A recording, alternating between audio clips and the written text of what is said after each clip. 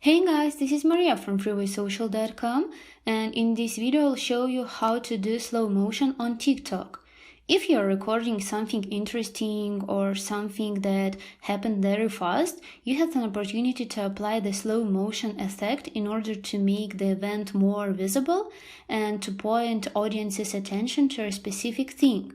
Follow these steps and you will find out how to do it. Click on the plus icon at the bottom of your page. Now record a video or upload it from your camera roll, as I am doing now.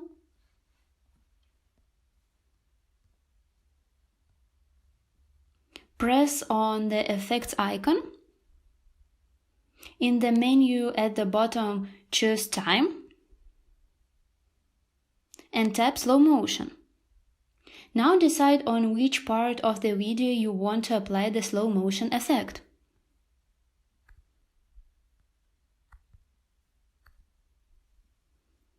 Once you are happy with your video, hit save and post your video.